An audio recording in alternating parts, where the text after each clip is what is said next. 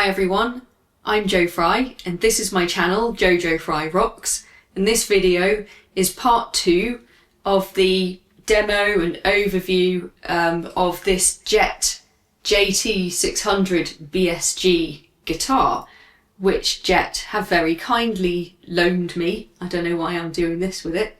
But if I do end up wanting to keep and buy this guitar, there are only 7 slots in my guitar rack back here, so one has to go. And the candidate for eBay is going to be my thinline Classic Vibe tele. So in order to help make that decision, I've decided to do this shootout video to directly compare and contrast and look at all the pros and cons of each of these guitars, and I might actually put in a little bit of a poll so that you can let me know which one of these you would keep and which one would go on eBay. Right, let's get into it. So here I have my Fender Squier Classic Vibe thinline Telecaster. I've had this just over a year. I bought it second hand, so it was a good price, and I've been really enjoying playing it. One of the reasons that I got it was because I recently got into listening to Richie Kotzen's music, and I found out that he had one of these and he used it in the studio quite a lot. So I kind of associate this guitar with Richie Kotzen, and then I found out subsequently that actually these pickups, although they do list them as Fender wide-ranging humbuckers, they're actually just sort of regular, I think, ceramic humbuckers. They're not the actual original cuneife wide-ranging humbuckers that you would find in a 72 thinline Fender Telecaster. So that's kind of one slight downside of this guitar that I found since I've owned it. The pickups themselves are really very hot, and I've found, particularly with the bridge pickup, that if I want to get a nice tone, I usually do need to use my Joyo EQ pedal with it. Whenever I've plugged this straight into the amp, which is what I will be doing today, I've found that I've never quite been so happy with the tone from this guitar. However, it's a really well made guitar. The usual kind of Fender tele specs that you would imagine. So a 9.5-inch radius fretboard. I believe that's a bone nut as well. But the finish is a lacquered finish. So both the fretboard and the neck, you can see there, look, it's very reflective, very, very shiny. In fact, the whole guitar is a gloss finish. So we have that kind of very nice, very pretty and actually flawless gloss finish there, which is really, really nice. However, I know a lot of people have a preference for a kind of satin neck, and I think it's never really bothered me too much. I have a lot of guitars that have got kind of gloss necks, so it doesn't worry me too much. But having played the Richie Kotzen, the Jet, I am finding that just feels a little bit nicer to the touch, actually. So that's one of the factors I think that's going to affect this decision. Specs wise, they're quite different guitars, even though they're both Telecasters. So we have the kind of tall, narrow frets on this guitar, which aren't actually my favourite, to be honest. I do prefer kind of jumbo frets, or medium jumbo frets even. But the usual 25.5-inch scale length, as you'd expect. I really do like these Fender vintage style tuners. I find them really easy to use, and they offer really good tuning stability as well. String through body, as you'd expect on a tele, so nice easy restringing on this guitar, probably the easiest guitar that I own in terms of restringing and maintenance. And 6 individual saddles, obviously no trem.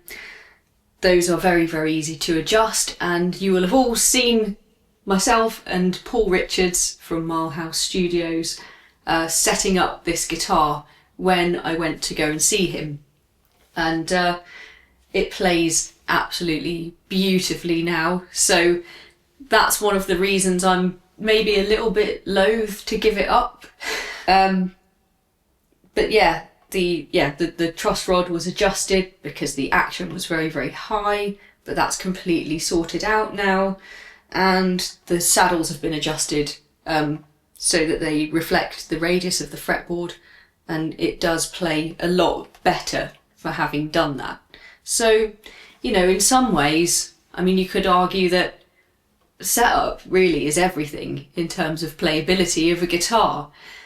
But there are some things that setup can't mitigate or compensate for. I could swap out the pickups if I really wanted to as well. It's got a nice 3-ply pickguard. I really like the pickguard actually. I was going to change it because I bought one to take with me to the Richie Kotzen gig where I had a VIP ticket for him to sign, and I was going to swap the pickguards so that I would have a signed Richie Kotzen guitar. But I couldn't find a way of making sure that the signature, it's in silver, it's in like a silver Sharpie. I couldn't find a way to make sure that that wouldn't get damaged if I were to put the pickguard on and then continue playing the guitar. So I decided against that modification in the end. So yeah, this never actually became my signed Richie Kotzen guitar. But still, I have had a really great time playing this guitar, and you will have seen quite a few different shorts and songs and things that I've done with it on the channel over the last year. But having said that, you know, we shouldn't be emotionally attached to objects because they are only things after all. So if I want a new thing, a new guitar, then yeah, this one will have to go. So in terms of weight, because it's a thin line and the whole point of them is that they weigh a little bit less than your standard Fender Telecaster, this one's around kind of 6.5 pounds. It's very lightweight really. Not as lightweight as my PRS, but those are super lightweight guitars. But there's obviously no sort of cutaways or anything. It's just a regular kind of thickness body, but they've obviously taken the weight out by hollowing it out a little bit inside. The other thing that I think I didn't realise was that it's not actually a semi-hollow guitar. This F-hole is just for aesthetic design. It's not actually for sound. So I don't think it's especially more resonant necessarily when you plug it in than any other kind of tele T-style guitar would be. So yeah, that I don't think necessarily kind of adds anything to the tone or sound. But yeah, it is definitely more lightweight than you'd expect from a regular Telecaster. It's got 21 narrow tall frets, and to be honest, that's not my favourite style of fret. I'm more of a medium jumbo kind of fret person. But, you know, how much of a difference does it really make? I guess it really depends on your playing style. And for me, the things that I've used this guitar for, they've mainly been for strumming chords, more or less.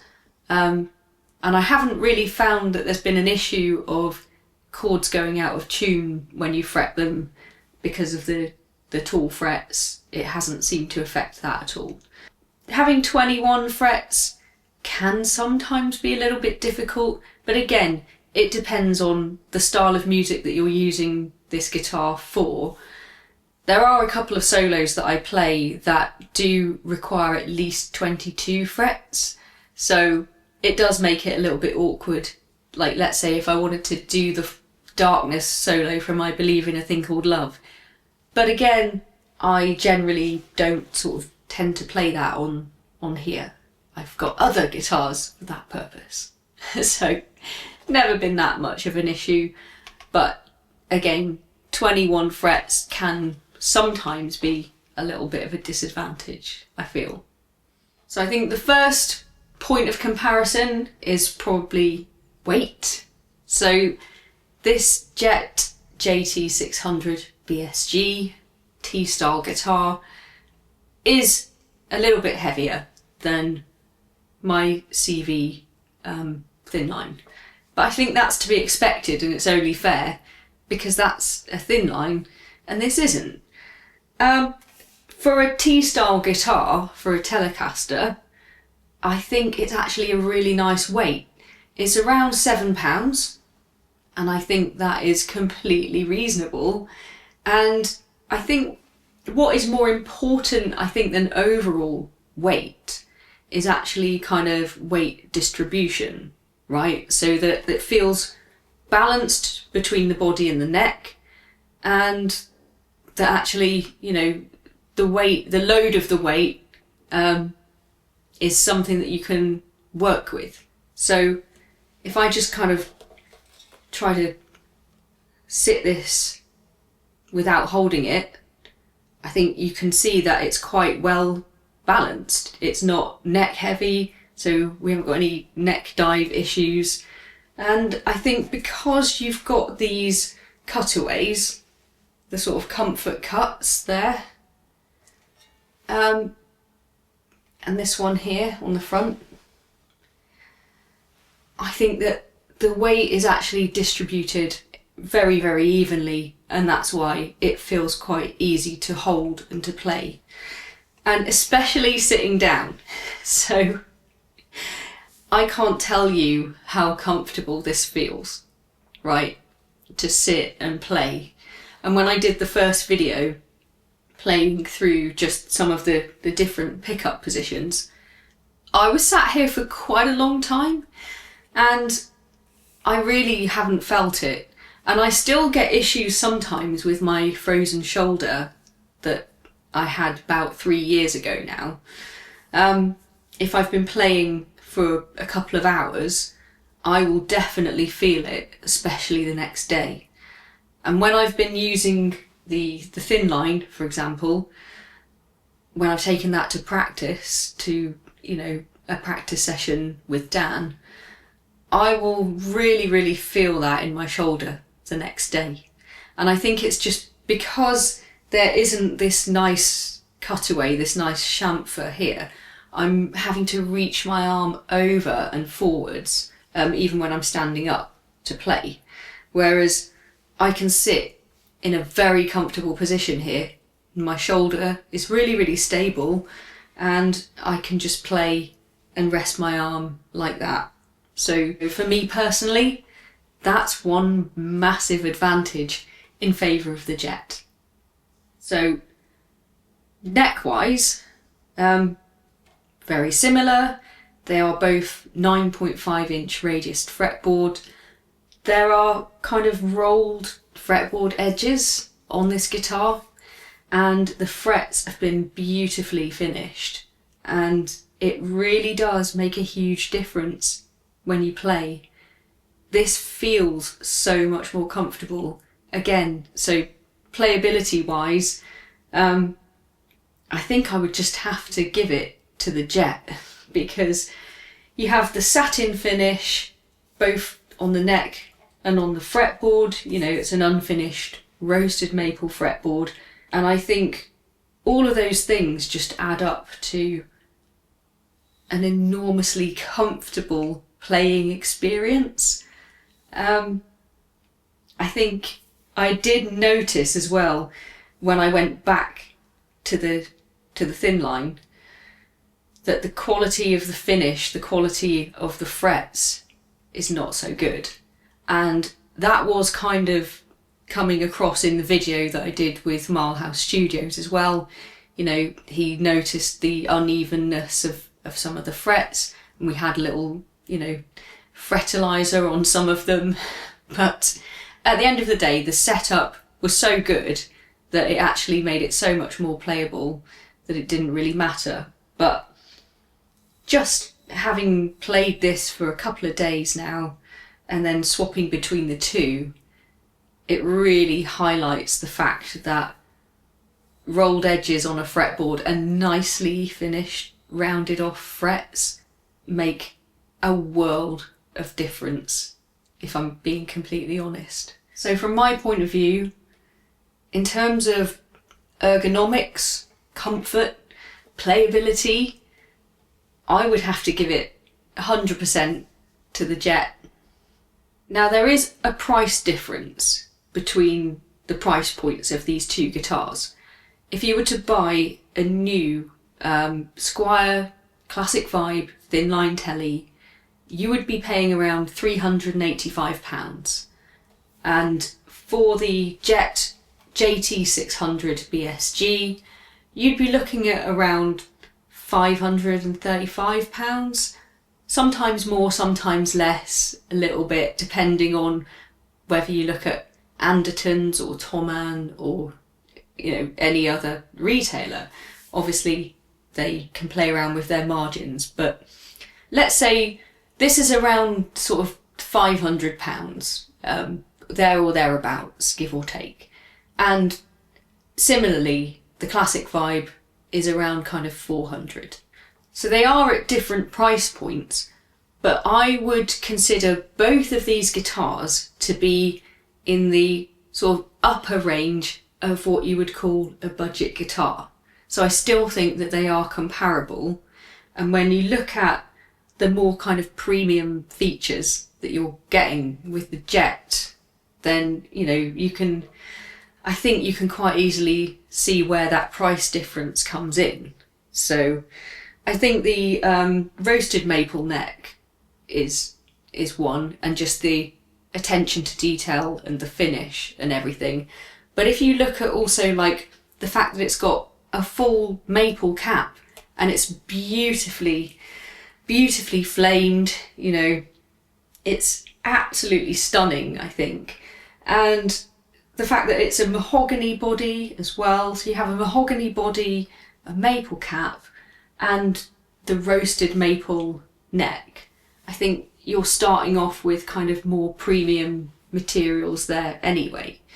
I think at this price point I might have expected a 3-ply pickguard, and also it's brilliant white, which doesn't go so well with the cream sort of binding. It might have been nicer to have more of like an aged white, and that would have made it perhaps look a little bit more like the actual Richie Kotzen signature Telecaster. But maybe they were going for having like more points of difference, perhaps. There may have been reasons behind that. But for me, that's not a deal breaker.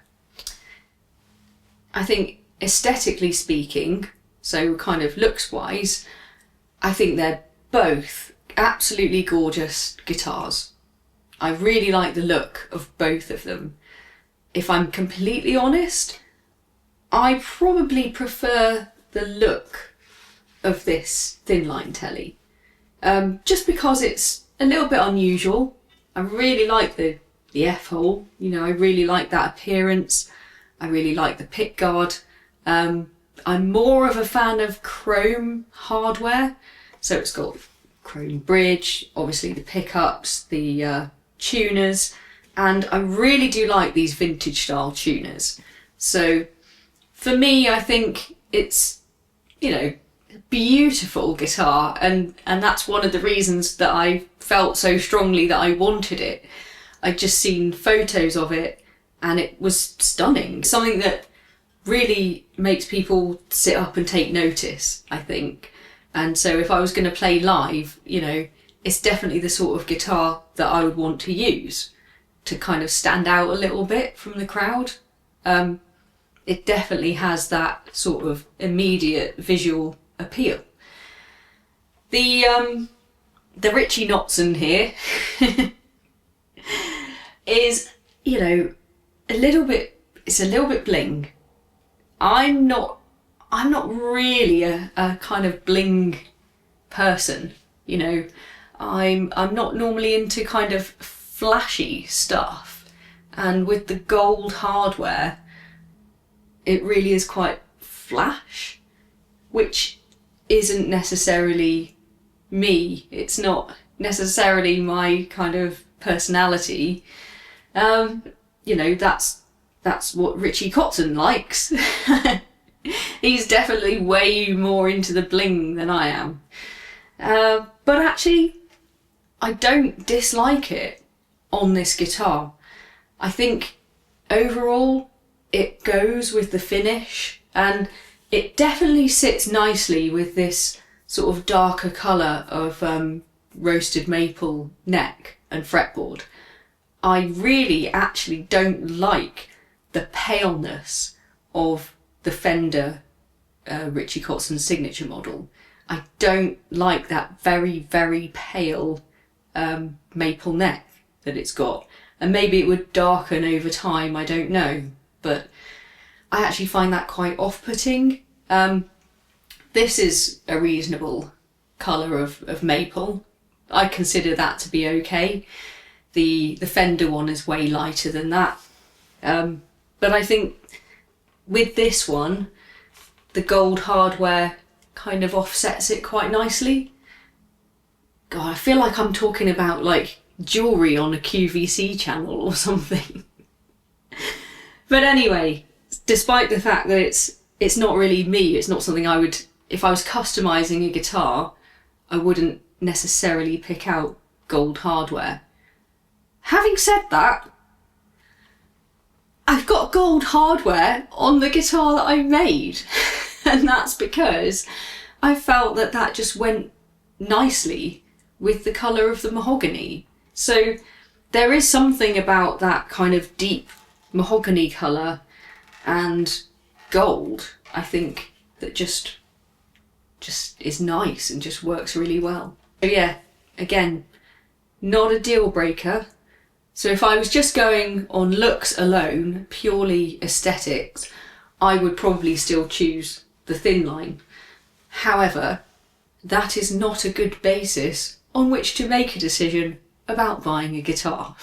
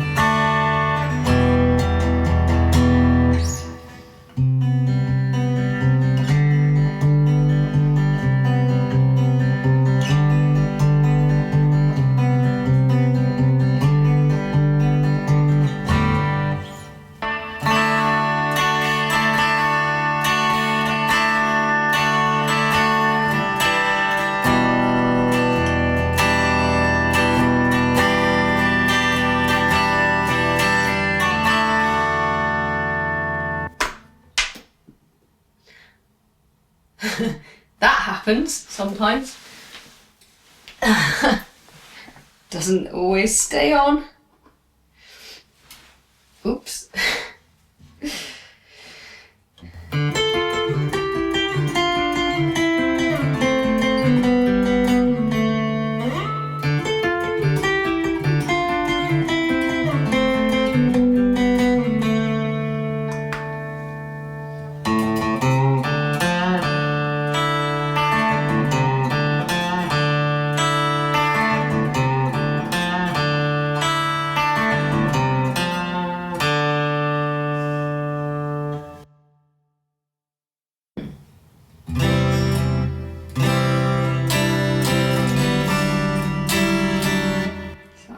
Up, yeah, okay.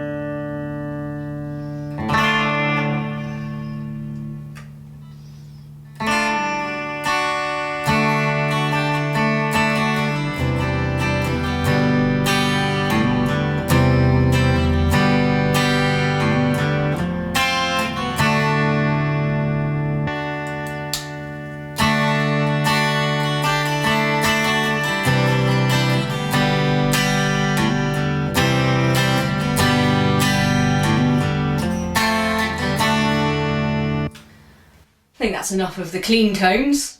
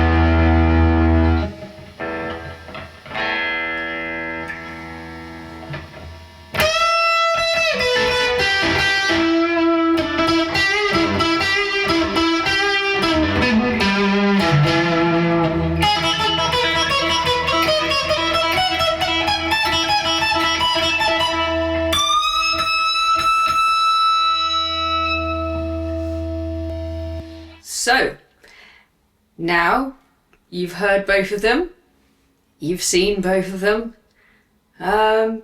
Let me know, which one do you think should stay? Which one do you think should go? I'm not going to do the reveal in this video. What I'll probably do is let you know my decision on my next live stream. So I'll put a poll on the community page for you to vote. Do let me know which one you would keep and which one you would put on eBay. And yeah, any general thoughts and comments, all welcome in this big decision. So yeah, one of these will be either going back to Jet or maybe finding a new home, maybe even with one of you. Okay, thanks everyone.